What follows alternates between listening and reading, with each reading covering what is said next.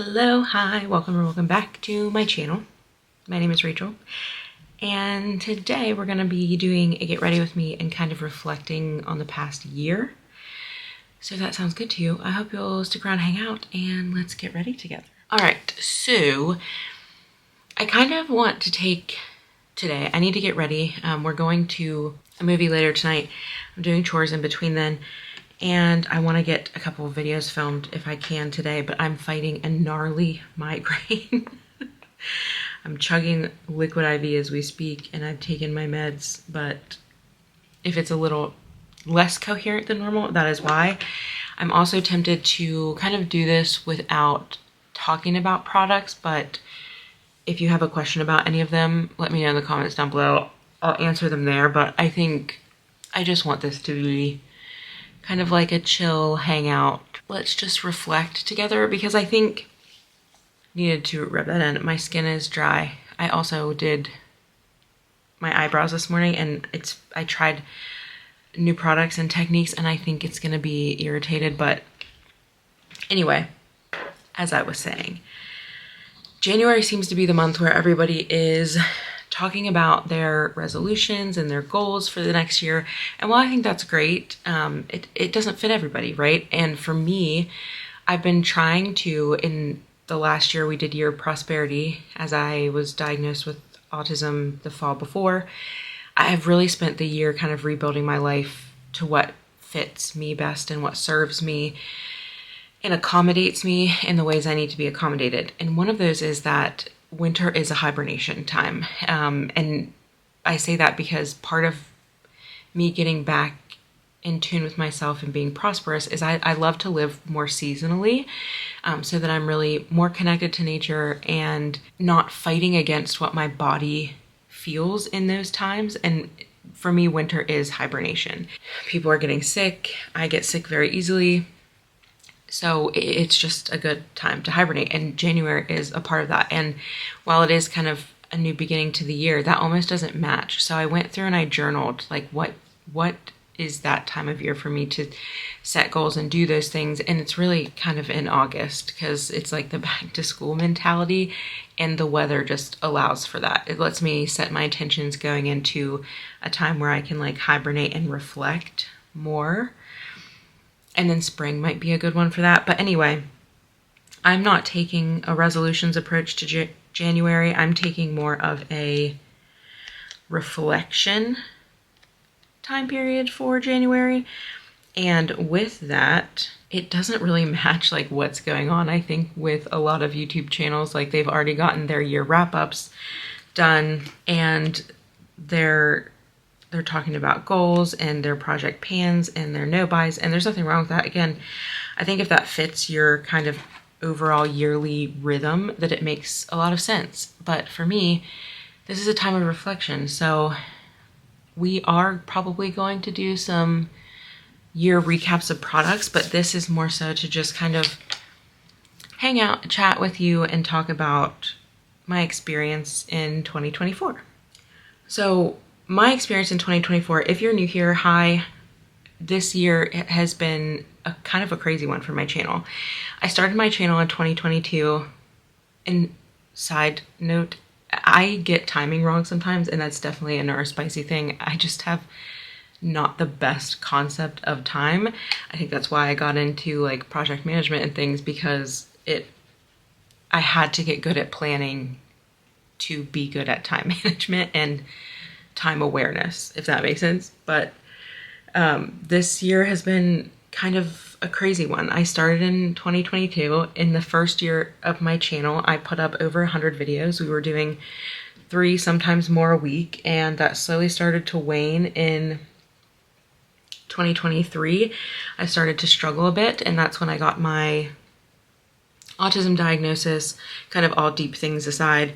And after that, we've talked about many times on my channel, it kind of sent me into a tailspin, and I've been working through that for a year and almost a half now. And if you want more details on that, I do have some videos that cover that, but I'd be happy to sit down and do kind of more in depth what that journey has looked like in kind of a condensed chronological approach. If you're interested in that, let me know. But it required me to take a lot of breaks from this as a hobby, and a lot of things happened, and I want to talk about what those things were just as a point of reflection. And also I think it would be fun for me to be able to even go back and look at this and kind of understand what was going on and provide context if you're new here, but also maybe giving you ideas on some of the things that you can reflect on that you've accomplished this year and maybe worked through.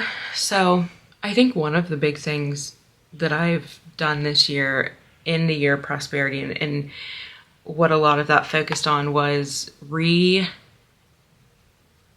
and re-understanding my values as an individual, as a person. And that came through on my channel in a lot of discussions about like, what type of consumer am I? What is my goal on this channel?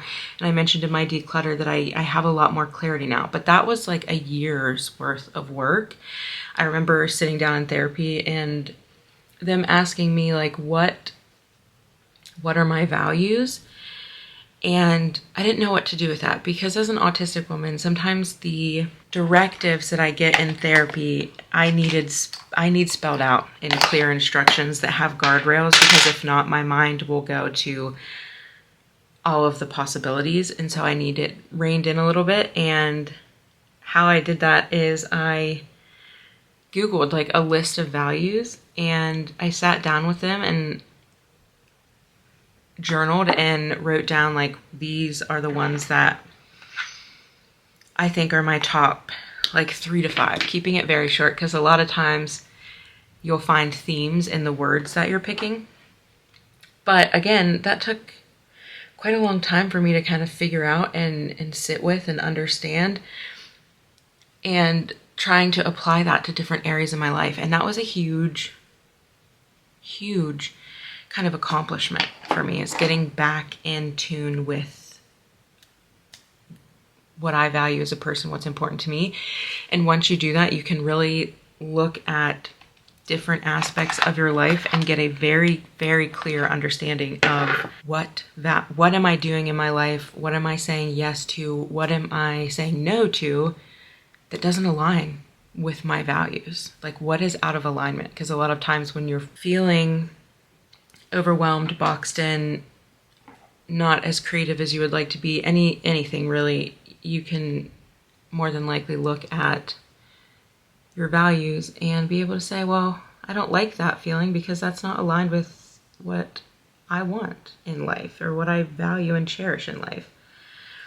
So that was a really, really great thing that came about, and I'm very happy that I worked through that. And I definitely recommend doing that to any and everyone. Even if you think you have a strong grip on it, it's still a good exercise, and it's nice to get to know yourself in that way. And it was very helpful for me. And then from there, I was able to accommodate myself in my life based on making sure that my actions aligned with what I wanted them to.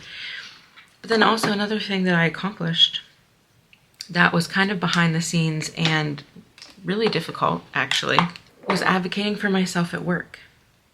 And I've briefly touched on the fact that I work in tech, and specifically I work in cybersecurity. Very male dominated. A lot of things can go on that are frustrating, to say the least. And advocating for myself and regaining confidence in my professional career was a lot of work, because I have never, and I hear the privilege in this, I've never felt unconfident in my professional life. I have been through crazy things and I have faced a lot of challenges, but I've never wavered in my confidence. And my confidence just took a huge hit, one, because of the depths of despair that I was in, but then the autism diagnosis, while it was great and it made me understand myself more and was an answer to so many things in my life, it knocks your confidence a little bit too, because one, you're wondering, how did I not know these things before? And number two, you're wondering, what does this mean now? And there are stereotypes, there are boundaries, and I've felt those in other ways with like physical health, and even when I thought that I had generalized anxiety disorder or was diagnosed with that.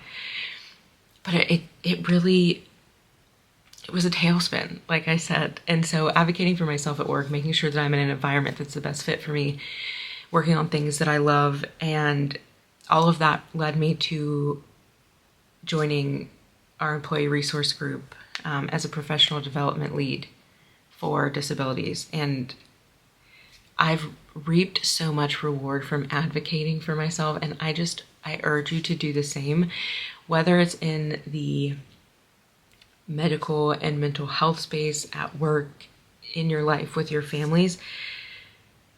And when you know what your values are and you can pinpoint where they might be misaligned in those spaces, it's so much easier.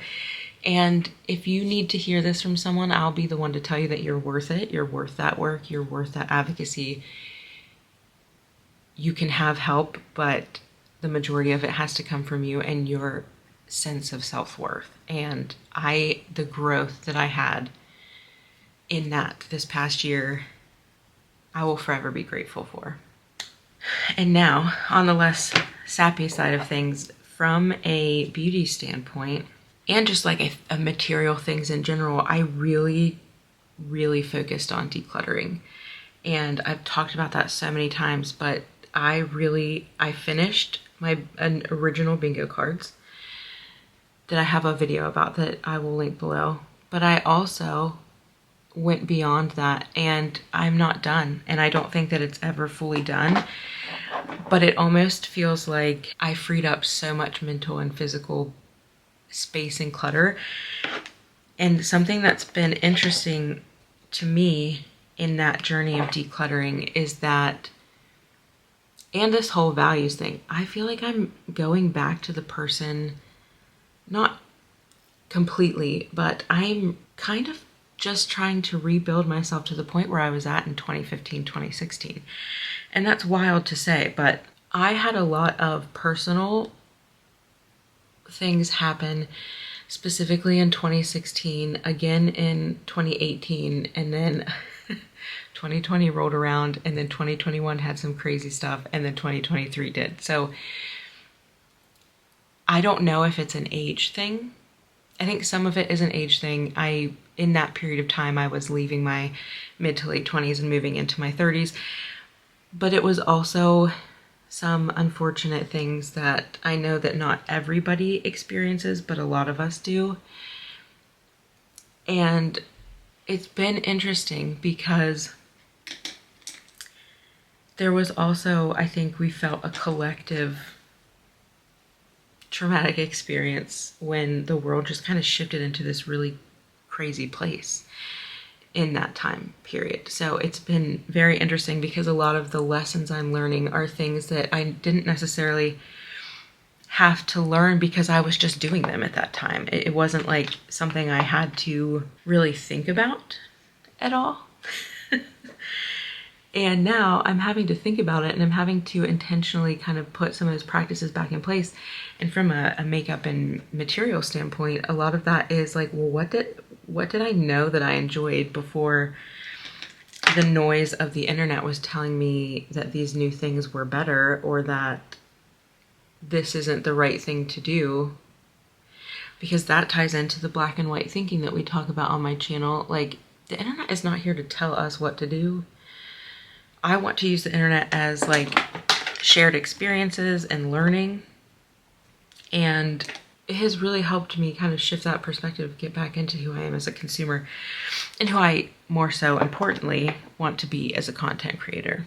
And I hope that this kind of off the cuff, just a quick chat, is helpful and maybe get your juices flowing to sit and kind of pat yourself on the back for getting through 2024, thriving in 2024, learning something new in 2024. It literally can be any of those things because it's not a one size fits all. And I hope you take time before you set resolutions and goals and try to perfect the beginning of this year to like sit with the accomplishments and what last year was. And I think I don't have resolutions this year. I have one main goal, and that is to fix my sleep schedule. But I'm not giving myself anything other than that, because I know that if my sleep is good, the rest of it will kind of fall into place. And I have other kind of like ideas, but they're not necessarily goals because I don't want to measure against them. I do enough of that at work, you know? So I don't want to bring that in to my everyday life, if I'm being completely honest. But as far as my channel goes, I think some of the things that I've talked to you about, like accommodating myself, kind of getting work back under control, as well as understanding my channel and what it means to me and what I want to do. I slightly mentioned this, I think, in one of my last videos. It does feel very good to get back into feeling excited and ready to film and know what I want to do, because identity crisis as a creator is real, and I spent too much time trying to figure out how I fit into the current landscape and telling myself that some of my ideas, because they weren't aligned with some of the stuff that other people are doing or that the internet is talking about right now, I shouldn't do it. And that's gone. We're not doing that. And I'm excited to kind of dive further into that in the next video that I'm going to film, which is what is going to be kind of a small shift to my no-buy.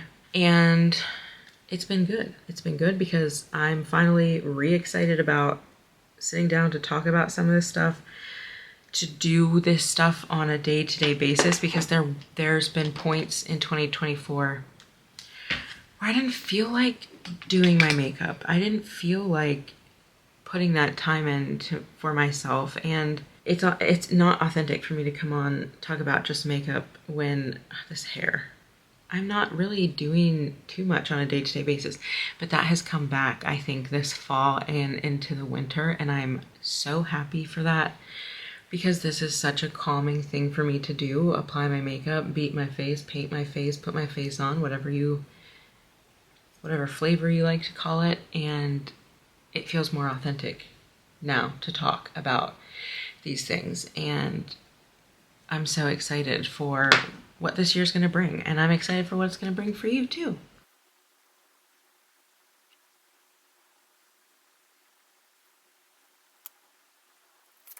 All right, I'm going to throw the rest of my lip on and then we'll wrap her up. All right, so I probably got mascara somewhere. I'll fix it in a second. I hope this turned out coherent. It's just off the cuff, and I'm sure I'm missing things that I wanted to bring up as kind of a recap, but the most important thing is thank you for being here. Thank you for sticking with me through what's been probably a year and a half, honestly, of very inconsistency on my channel. I'd love to say that that's going to change and be different in the new year, but I have learned to just go with the flow and not promise things that are kind of up in the air, and consistency is one of those things. So if you've stuck through it with me, thank you so much. I can't tell you how grateful I am for that and the grace that you've held for me. Let me know if there's anything in this video that you want me to dive a little deeper into. I'm happy to, but I hope you're excited for some like late January roundups, because I do want to do this. I have a top 10 autism items because I would have loved to have had that video, and I think there are more now, but I want to do that, kind of reinvigorate the beauty strategy series. And then also I'll do I think it's a top 10 or top 15 makeup products, and I'm very excited about that because I think it's going to be a new way.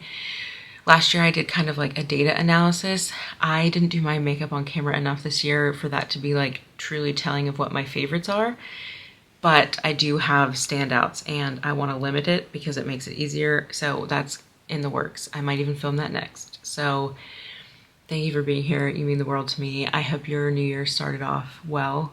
You're taking care of yourself. You're, giving yourself those toots of a horn or pats on the back. And I will hopefully see you in the next one. Bye.